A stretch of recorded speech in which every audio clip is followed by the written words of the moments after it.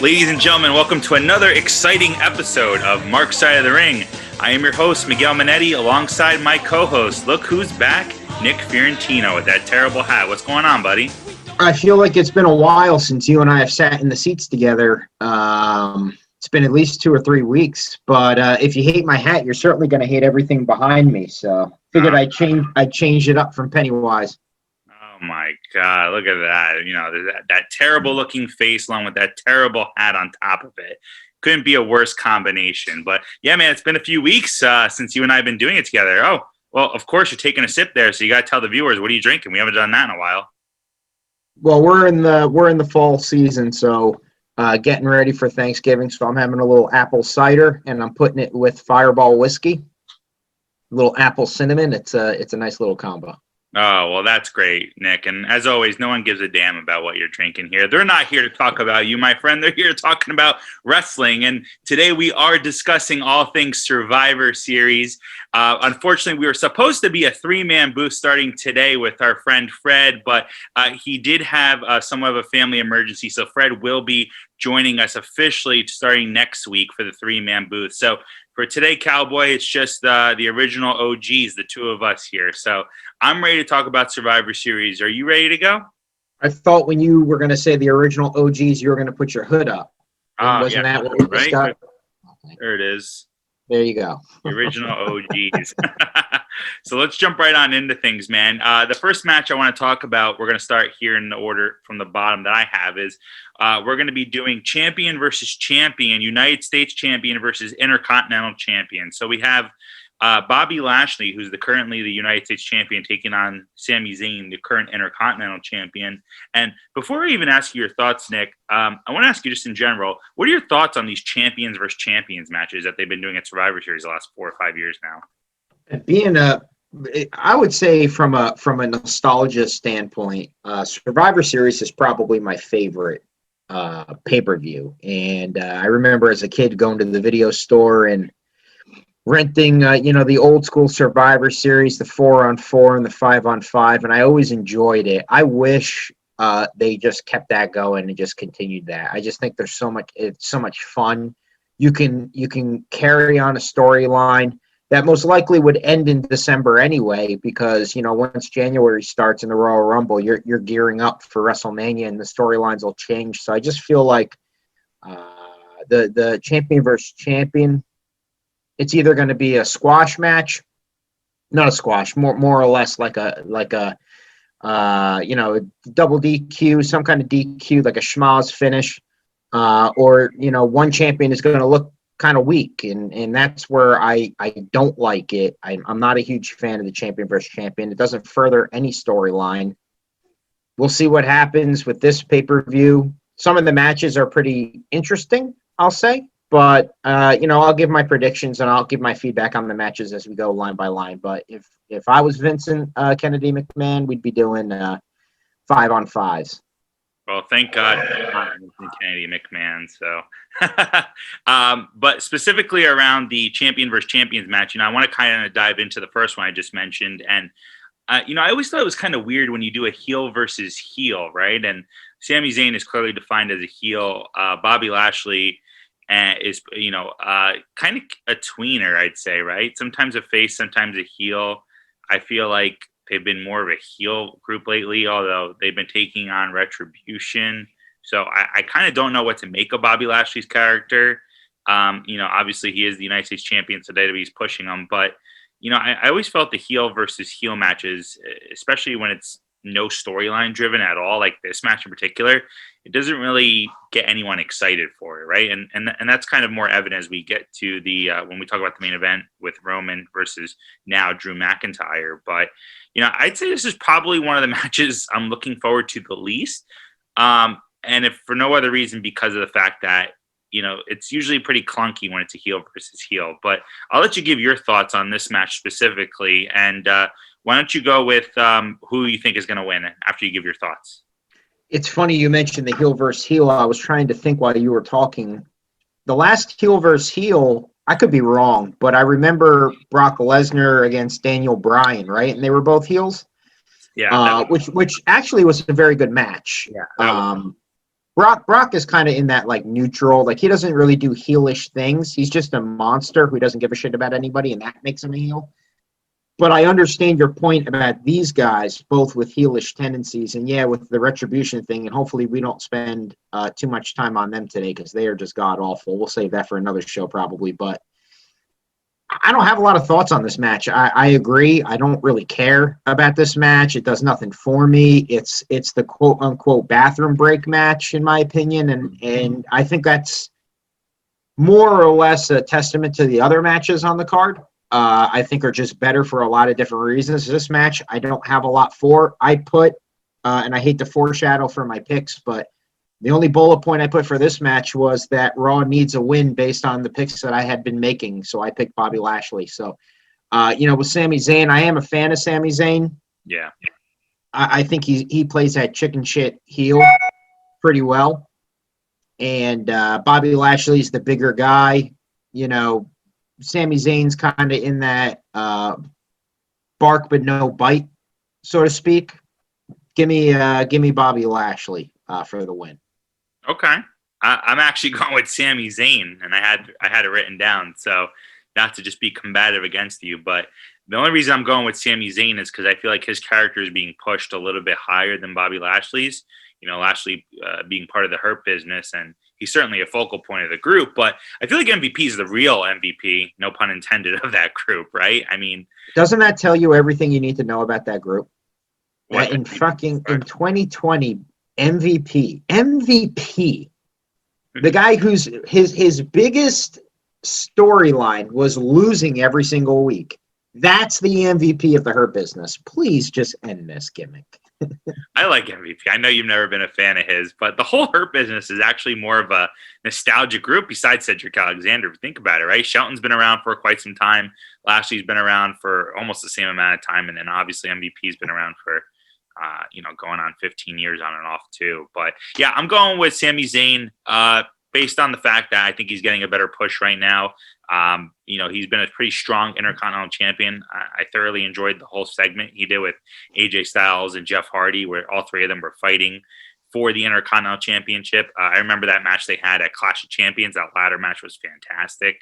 So I'd like to see a good match just kind of to show the highlight what Sami Zayn's capable of. But I'm going Zayn, you're going Bobby Lashley, and we're moving on to match number 2 here. So the next match I have down is actually the Tag Team Champions versus Tag Team Champions. And I don't know about you, but I'm actually looking forward to this match definitely a lot more than the match we just finished talking about. We have the Raw Tag Champions, the New Day, versus the Smackdown Tag Team Champions, the Street Profits. And if for nothing else, I'm looking forward to this match just because I think it's going to be a lot of fun, right? In contrary to what I said about the heel versus heel, sometimes I think the face versus face works pretty well together. And when you have two charismatic groups like the New Day and the Street Profits who could both talk, they're both super over with the crowd when there was a live crowd. It's kind of that recipe for success. So what are your thoughts? Are you looking forward to this match? And then hit me up with your winner afterwards.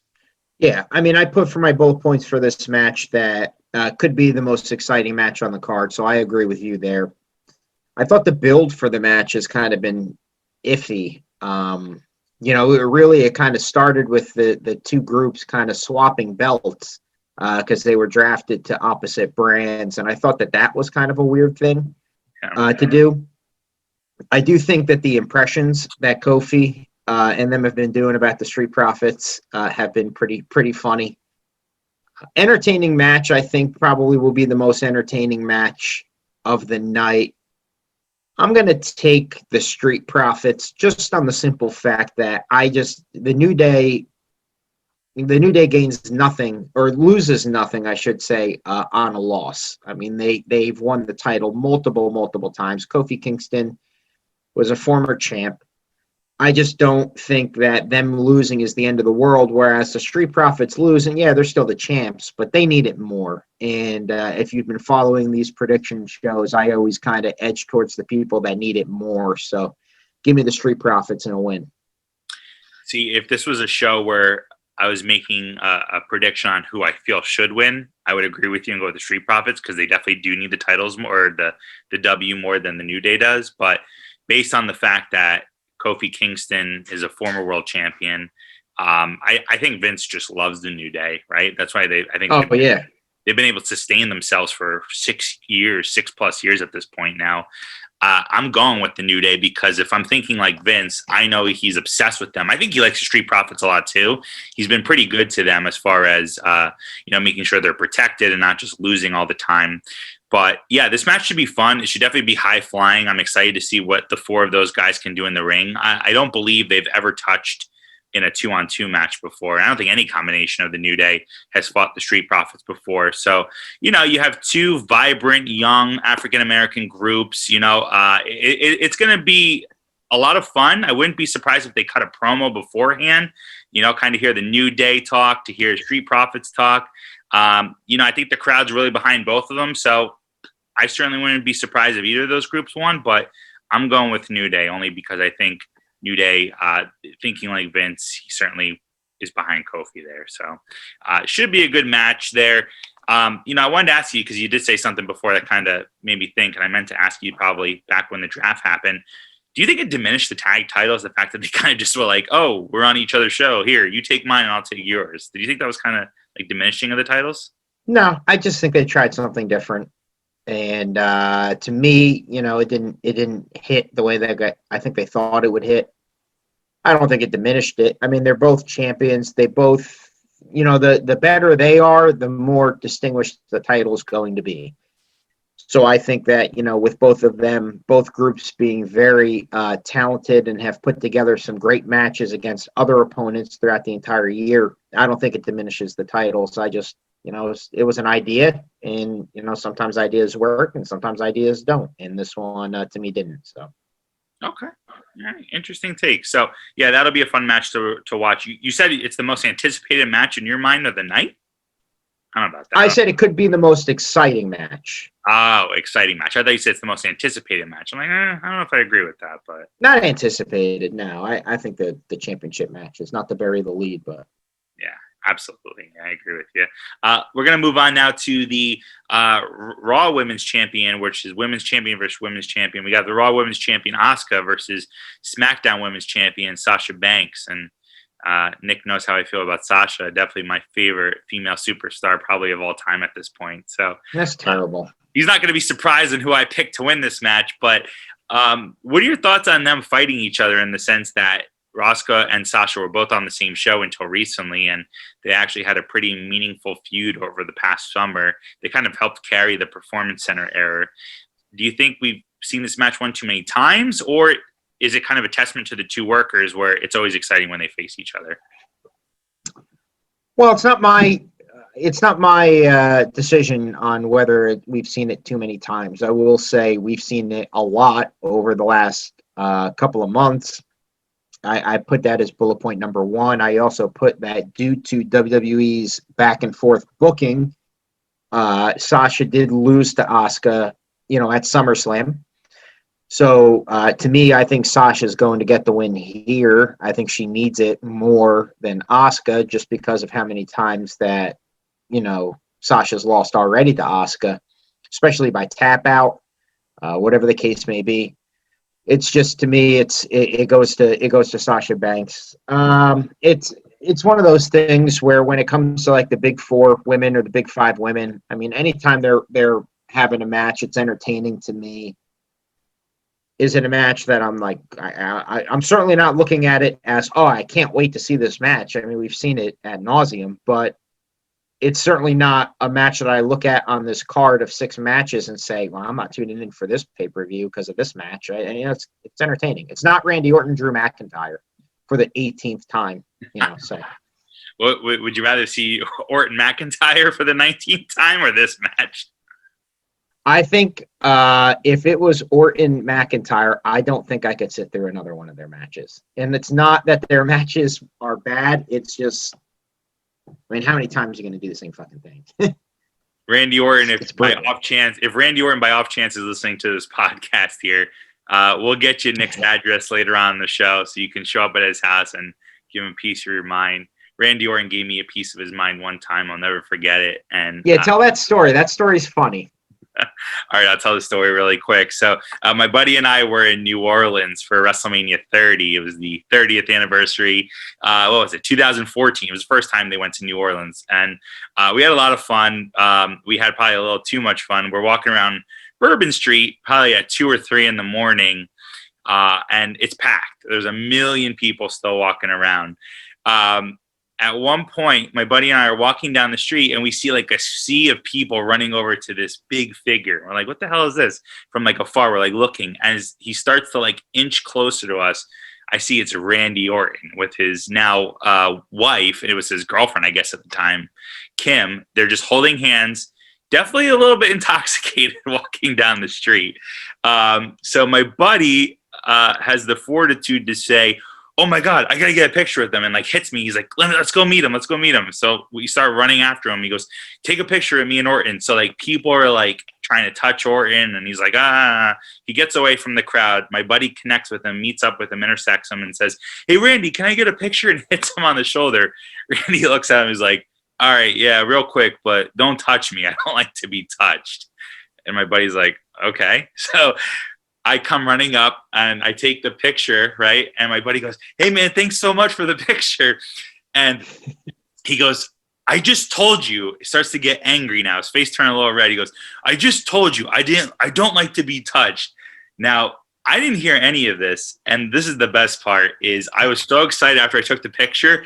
I go running up to Orton on the other side of him, his other shoulder. I was like, hey Randy, it's so nice to meet you. And I hit him too lightly. He goes, what the fuck, everybody's touching me, and just starts freaking out. And I'm like, oh God, he's going to give me an RKO in the middle of Bourbon Street at 3 a.m. And he probably was. What? I was going to say he probably would have punted you at that point. Yeah. He was either going to punt me or give me an RKO, freaking out. My face was like, what? And like, he's just staring at me. And all of a sudden, like, his girlfriend's like, all right, come on, babe, let's keep going. I'm like, oh my God, this is the end of my life. And that's the night I almost got destroyed by Randall Keith Orton. So I can say firsthand, Nick, you don't want to piss off the Viper, okay? I pissed him off once. It wasn't a pretty sight, but that's my story. This is fair. That's my story. I hope everyone enjoyed it. Back to Sasha and Asuka. Yeah, I think this match, I'll give my thoughts on it. This is a match where we definitely seen it quite some time. Their first encounter was Royal Rumble, I think, right?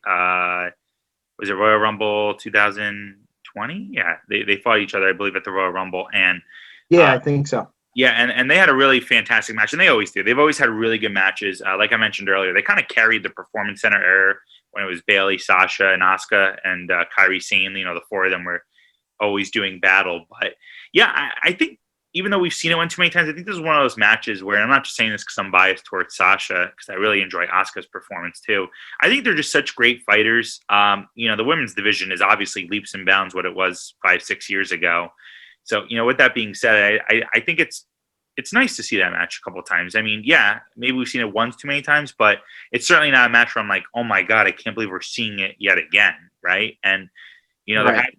There has been a couple months in between the last time that they feuded with one another. But if there's going to be any match that has outside interference, I think it might be this match because although Asuka really isn't doing much on the Raw side currently with the Raw Women's Championship, Sasha's one of the focal points of SmackDown right now. She's been feuding with Bayley.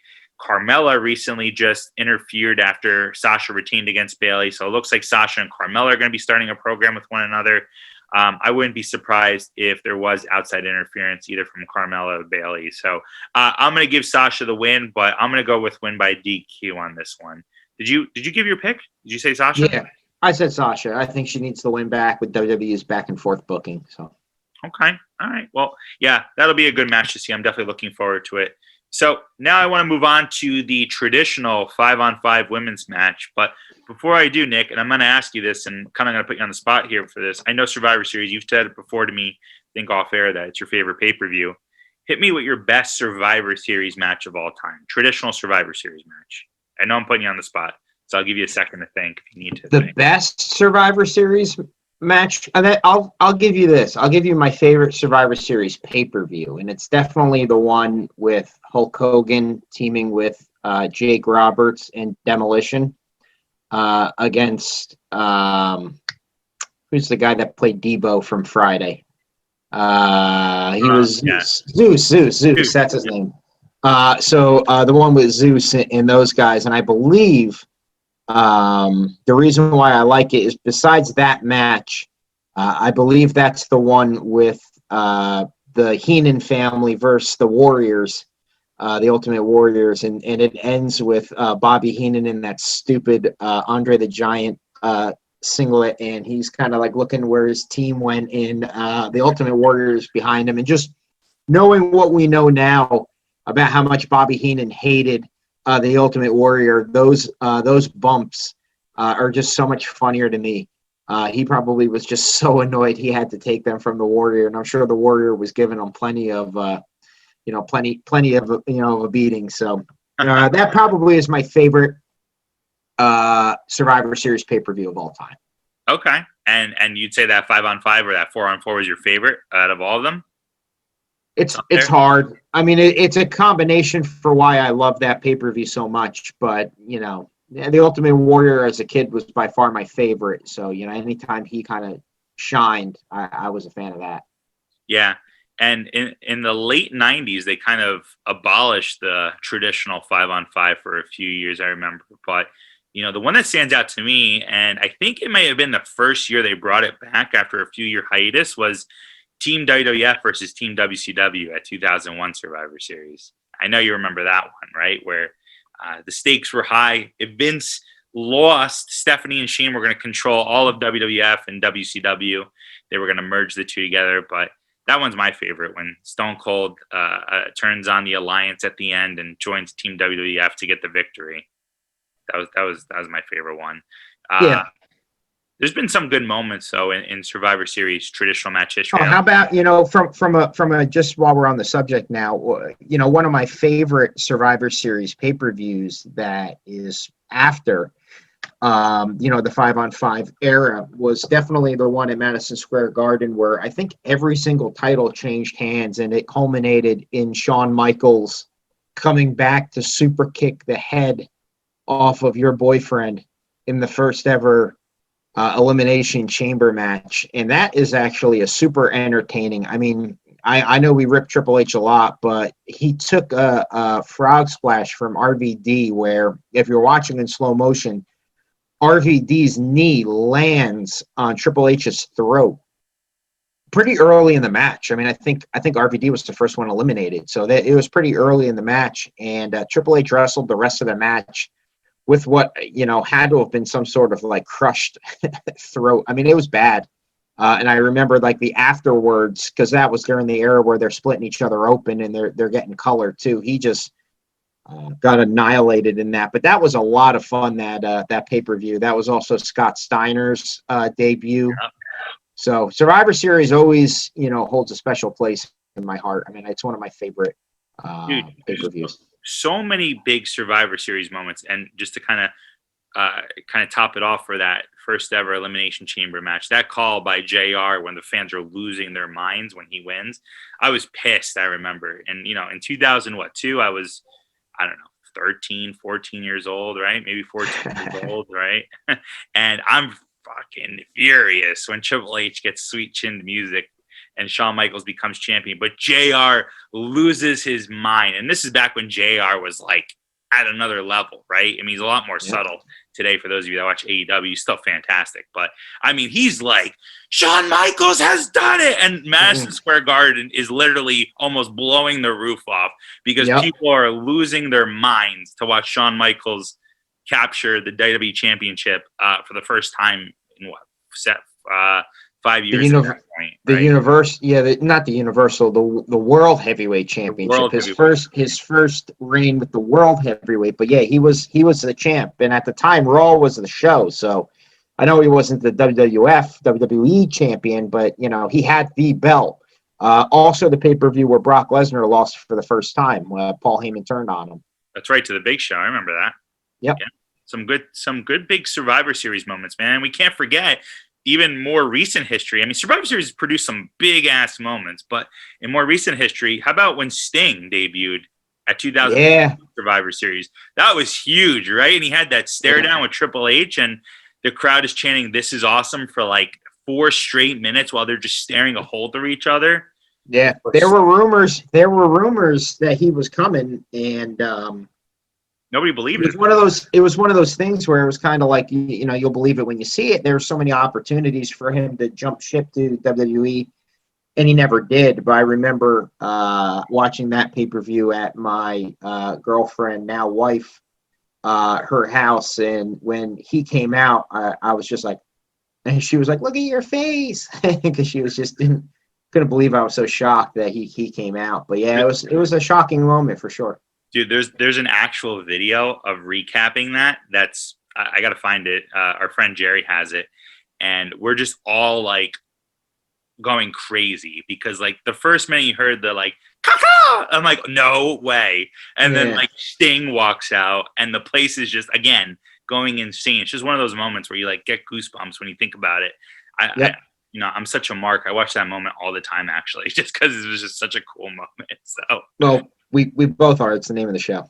Yeah, good point. Good point. We're both pretty big marks. But yeah, let's get back to the matches that we're discussing for the 2020 Survivor Series.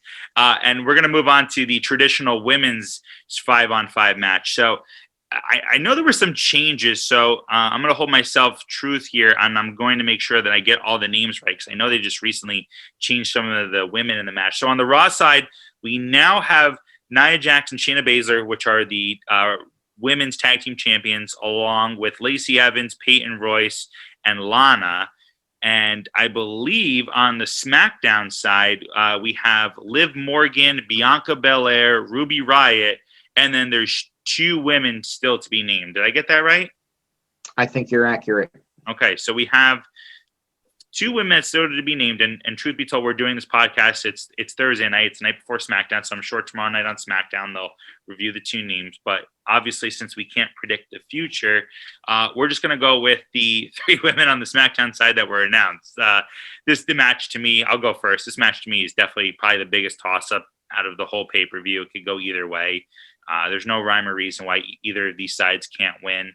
I was never big on the Raw versus SmackDown type of thing, especially when it's happening a month after the draft.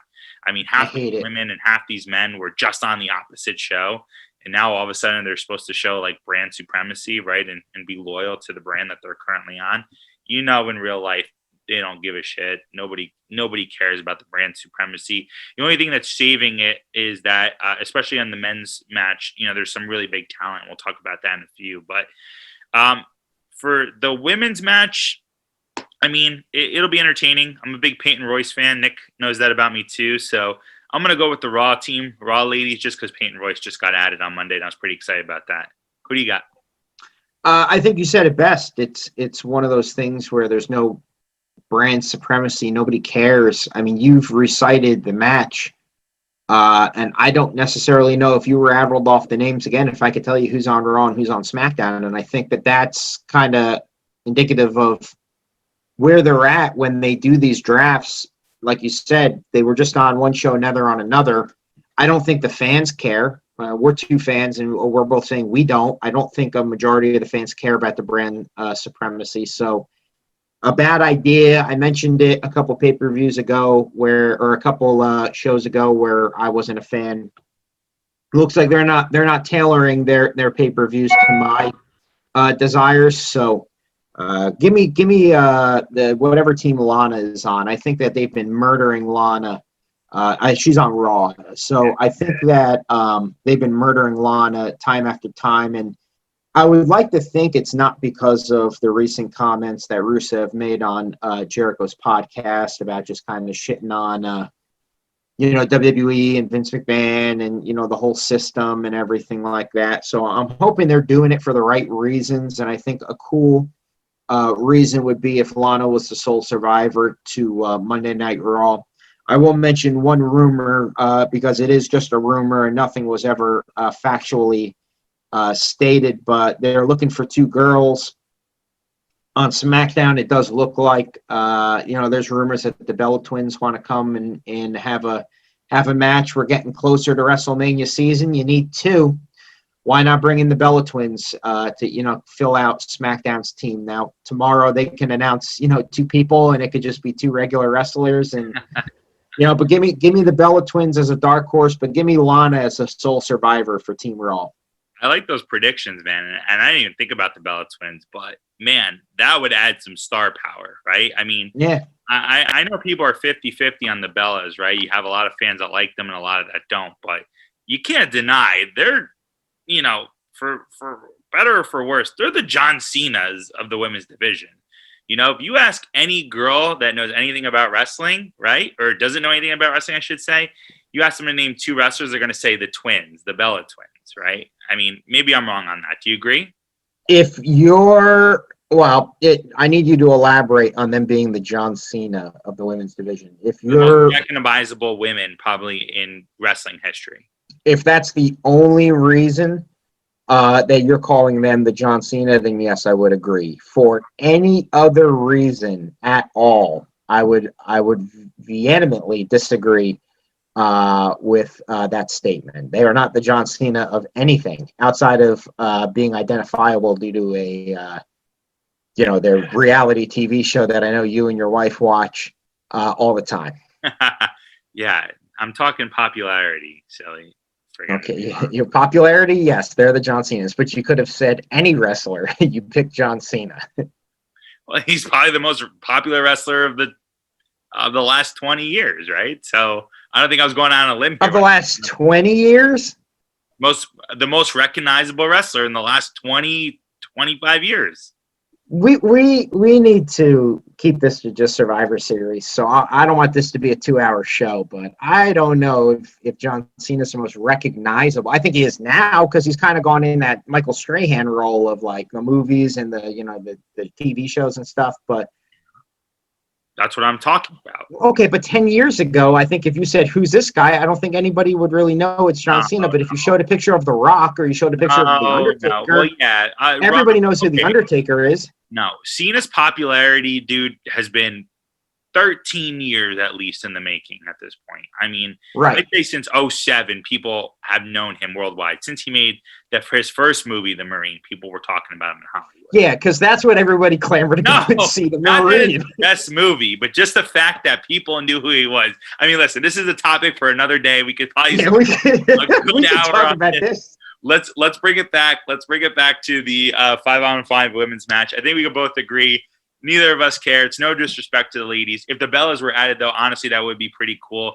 I think it's highly unlikely. What is more likely, though, is I do like your prediction that Lana's the sole survivor. I think that's the best way to make it up for her. I mean, she's gone through 9 tables in the last 9 weeks, and I think that's the biggest story on the SmackDown. I'm sorry, on the women's side right now. That's not the Sasha Banks angle going on, and whether that's pitiful to say or not, it's kind of the truth. So I wouldn't be surprised if Lana was the sole survivor, and it's kind of Vince's way of making it up to her for going through 9 tables by Nia Jax and Shayna Baszler. So, yeah. So let's recap before we move on to our last 2 matches. So I went with Sami Zayn. You went with Bobby Lashley, right? You went with the Street Profits. I went with the New Day. We agreed on Sasha. And we both went with the Raw women's, right? So we're 2 agree, 2 disagree. So we got 2 more matches to go.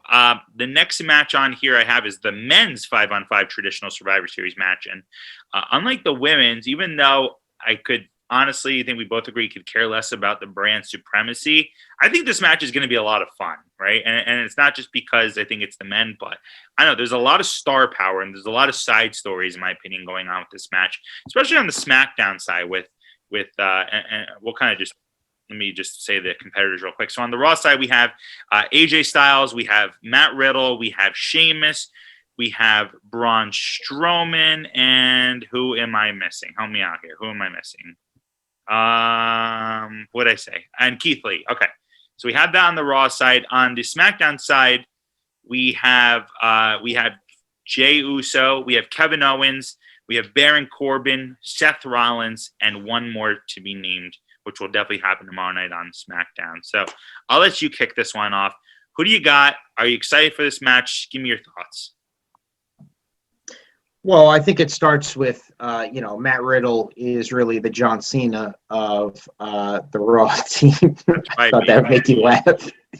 One I can't see, and the other one I choose not to, or wish I wouldn't see so much of in Matt Riddle, bro.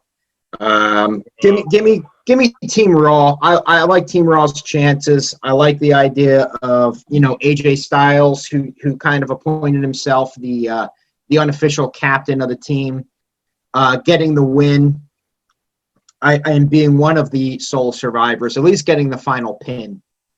I think there's a lot you can do there with him getting that. I think it can create some rivalries where some of the faces, baby faces, that is, of the Team Raw start to feud with AJ, as to who's taking credit for having the win in the pay-per-view in the match. And I think there's a lot to be said about, possibly Jey Uso losing or being the final one to lose, or maybe a quick loss and starting with Roman Reigns, saying that you didn't just fail the family, but, you also failed Smackdown as well. So I think there's some meat there that they can delve into and get into. But give me Team Raw for the win.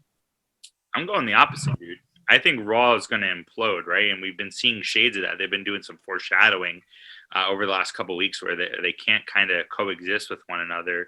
Not that SmackDown's been much better with them coexisting, but I mean, Raw's made it a point week after week to kind of argue, right, about who's the captain, about all five of these guys have major egos. Truth be told, all five of these guys are fantastic. I'm a big fan of pretty much all five of them. So it'll definitely be a very entertaining match. But yeah, I'm going with the SmackDown side because I think Jey Uso is the focal point here, right? I mean, you got Seth Rollins, who obviously is a massive star. There's been rumors that he's probably going to be taking some time off because his wife is due next month. Becky Lynch is due. They're due to have their first child next month. So I wouldn't be surprised if Jey Uso was the sole survivor here, if there was one. And I don't know. I'm going with the fact that Jey Uso continues to kind of help catapult the tribal chief and that the whole family gimmick that they got going on. I think it'll be an entertaining match. I definitely say for sure that this match will go 40, 45 minutes like the men's traditional Survivor Series matches usually do. They need one more guy on SmackDown. Is there anyone that comes to the top of your mind that you think they could pick? Do you think it's somebody from the current roster? Do you think it's maybe someone they could be from NXT? Or is it a possibility that we wait till Survivor Series and maybe it's a nice, cool return for somebody? I don't know. What are your thoughts on that? I don't really have, I haven't really thought much about it, so I can't give an accurate opinion on what I think is going to happen. I always edge towards hoping that it's, some kind of a return or something like that, because that's always fun and exciting. But honestly, I don't have an opinion one way or another as to what I think is going to happen. We'll have to tune in tomorrow and, see. Okay. Yeah. So you're going Raw. I'm going SmackDown. I like this. We're kind of against each other. Like I told you the other day off air, we got to put something on the line here. The loser's got to do something. So maybe What do you want to do? I don't know. Maybe we'll do what is it copyright infringement if we do a shot? Loser has to take a shot at the winner's choice. I know that's a sharp bets and fantasy sets gimmick there. Am I stealing that gimmick? Is big time? Fred and I have already spoken about how we're not going to be prudes and we're going to be drinking for every episode. So we are down. Yeah. I know you have your classic water, which you always drink. Like the game. Like Triple H. Yeah, okay, like the game. But no, I'm down. I'm down for a shot. We could do that for sure. Let's do it, dude. I'm down. We're good. Right. So the loser will have to take a shot of the winner's choice. You heard it here first on Mark's Side of the Ring for next week's episode. So I like this. I'm gonna kick Nick's ass, and then I'm gonna pick a shot that he's gonna not like very much. So it's got to be reasonable, though. We'll both agree it's got to be a reasonable shot. Can't be like Everclear or some stupid shit like that. You don't want to go blind, huh? Exactly. All right, so let's move on to the main event here. To me, this is the most exciting match, and for reasons that the fact that they just changed it on Monday for the first time in a while, the WWE Championship changed hands on Monday Night Raw. We now have the new WWE Champion, Drew McIntyre, taking on the Universal Champion, Roman Reigns. I'm looking forward to this match a lot, dude. I know when you and I talked off air, I said, what was the chances that Randy was going to retain? And you said it was definitely going to be pretty high. So not looking to call you out here, but it seems to me you were a little bit surprised, right? That McIntyre won back the title to take on Roman? Yeah, I'm actually looking now. I wanted to. Okay, so here you go. So I wanted to try to find what I wrote, but it looks like we started talking about best angles of all time and got into Vince McMahon and Austin like we typically do, and then we argued about something different. But no, I was wrong. I did think Randy Orton was going to win. I did think that it was going to set up Randy Orton an edge. I thought that, maybe introducing the Fiend into it to cost Drew McIntyre the chance at the belt, could have set up that feud, which we really haven't seen before. But I was wrong, and admittedly, I'm happy to be wrong, because we're not going to get, Roman Reigns and Randy Orton in the most boring match of all time. A playoff the greatest wrestling match of all time. So I'm happy about that. I do think that a loss for Roman Reigns will be very crippling to what they've built so far, with Roman Reigns. So I do think Roman Reigns is going to win. I'm hoping for a creative finish, because I don't think it's fair to Drew to lose outright. So I do think there's going to be some outside interference in this match. I think it's makes the most sense. So give me some outside interference, but give me Roman Reigns at the very least for the W. One thing's for certain. It could be a schmaz finish, could be Roman Reigns, but I do not think Drew McIntyre is going to win 1, 2, 3 in the middle of the ring. Yeah, I agree with you on that one.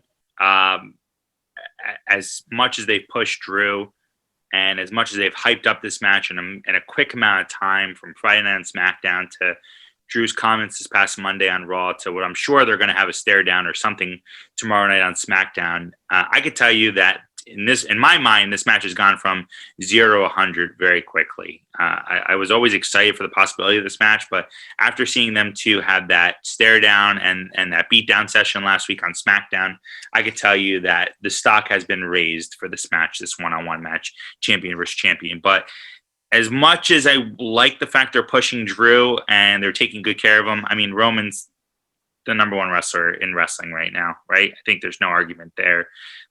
It's like John Cena 10 years ago. You're not having someone beat John Cena unless it was a true, massive potential superstar.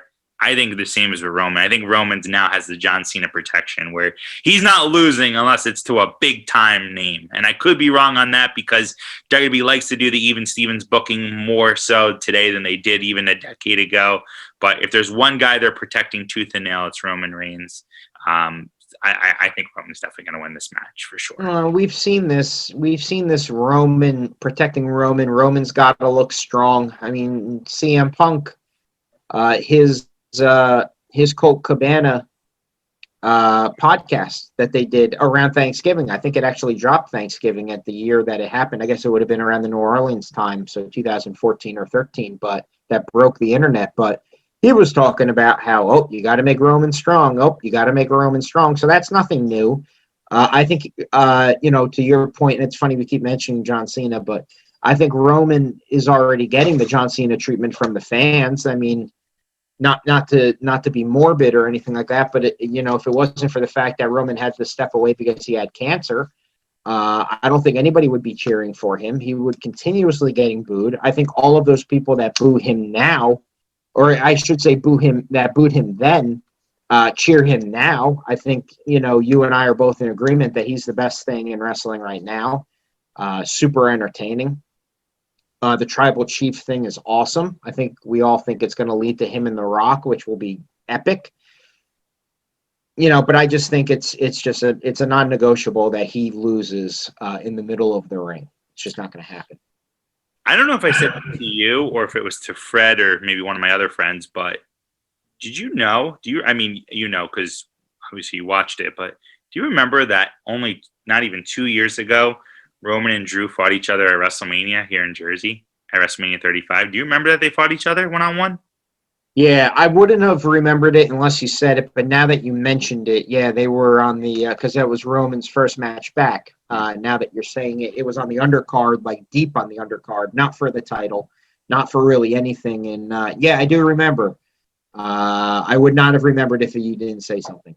I remember going into that match almost 2 years, we'll call it 2 years ago at WrestleMania 35, and I was like, wow, yeah, it's Roman's first match back, but honestly, there's very little to no build on it. And I get it, because Roman came back in February, and they kind of had to throw something together for him, but man, what a difference 2 years makes. I don't know about you, but this is the most hyped match of the night for me.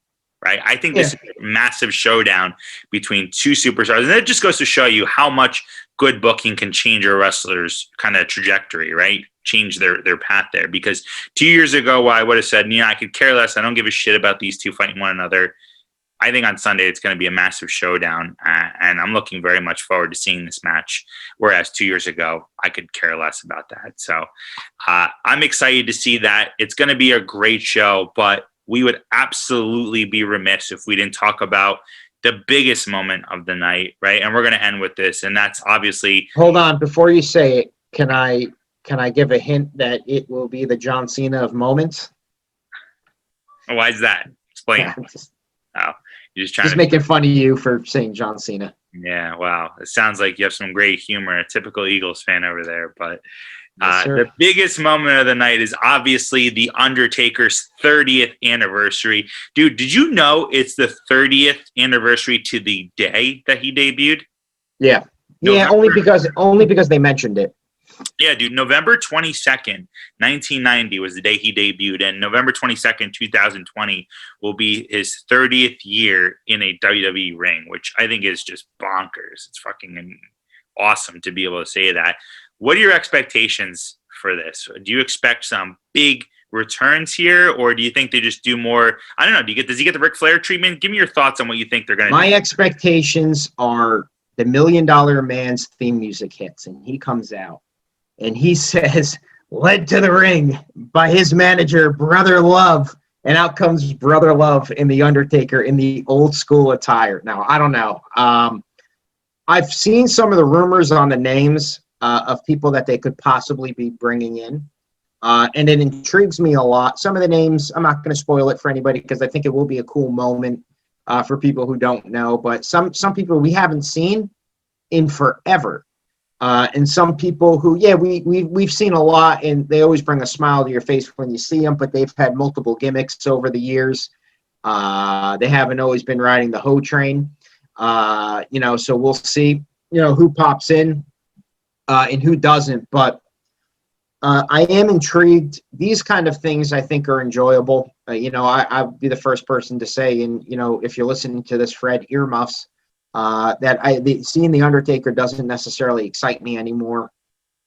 He's very old. He's beaten down. I don't think his matches have been very entertaining as of late, and I think there's been few and far between entertaining matches. The Boneyard match doesn't count.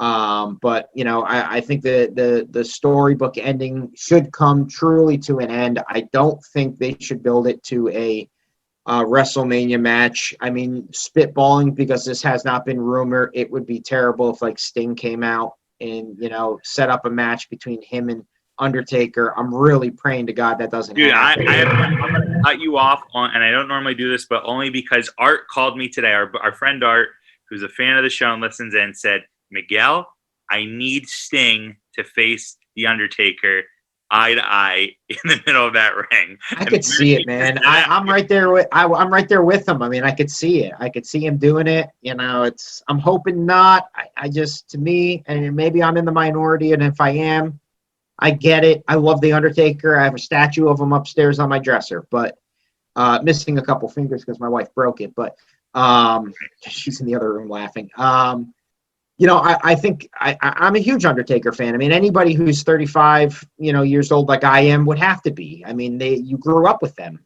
At the age of 5 years old, he terrified the fuck out of me. And now, it's cool to see him. But the time has passed. I'm hoping this is the end. I don't want to be too long-winded. I think, some cameos and some pop-ups would be very cool. But we'll see what happens. Please, no Sting. Well, I want to see Sting. I think that'd be a cool moment. Yeah. You think we see Austin, Triple H, guys like that? I mean, I haven't read any spoilers, so. I mean, Triple H, sure, he can always pop in. When I think of The Undertaker, I don't think of Stone Cold Steve Austin as even in his top 10 feuds. So, no, I don't necessarily think we'll see him. Shawn Michaels makes a lot of sense. Yeah. I don't know where Bret Hart stands with them right now because I know he has his shoot interviews that he's doing. And truth be told, I haven't listened to any of them. So I don't know if he's bashing the company or bashing. I know he doesn't get along with Triple H, but Bret Hart comes to mind. Mick Foley comes to mind. Kane, for sure, comes to mind. In terms of people that can pop up. John Cena, they had a great feud together. Brock Lesnar doesn't give a shit about anything. At least that's his gimmick. But Brock Lesnar and him, as the American Badass, had some tremendous feuds, including the Hell in the Cell match, the real Hell in the Cell match that they had in like 02 or 03, not the one they had recently where the Undertaker's older and it just wasn't going to be the same thing. But Edge. I think they can do a lot, man. They could do a lot, and it could be a lot of fun. I mean, bringing back the $1 Million Man makes sense to me. Yeah. To do that. Brother Love makes sense to me. Yeah, man. I think Edge, too, is one of his best feuds. That's the one I love, too. But will they bring Edge, and I agree, but would they bring Batista, too, now that you're mentioning it? Yeah. But would they bring Edge back before, the pop that they would inevitably get with his feud, inevitably with Randy Orton? Probably. I don't necessarily know if they would do that, but, Yeah, it's going to be fun, though. You think it goes on last? You think it's the last thing they do? It will either be the first or the last. It's hard to say if it's going to be the last because they usually want to end on some kind of like image you want that's going to tell the story for the next, at least the next show or the next couple of weeks.